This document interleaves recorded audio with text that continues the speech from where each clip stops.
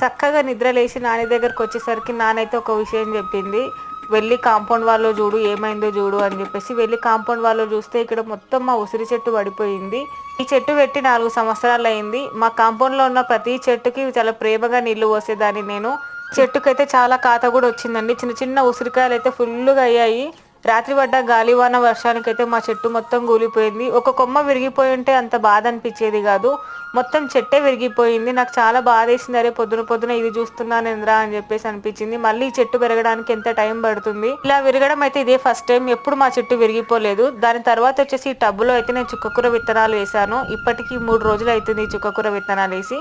ఇందులో అయితే red radish అయితే వేసాను. డబ్బాలు గుర్తుపట్టారా? నూనె క్యాన్లు 15 లీటర్ల నూనె క్యాన్ వస్తుంది కదా, ఈ పసుపు చెట్టు మధ్యలో అయితే కింద నేను మొత్తం ధనియాలు వేసేసాను. అన్ని ఆకుకూరల కన్నా కొత్తిమీర రావడానికి అయితే చాలా టైం పడుతుంది. నేను ఇక్కడైతే 3 రకాల గులాబీ చెట్లు అయితే పెట్టాను. దాంతో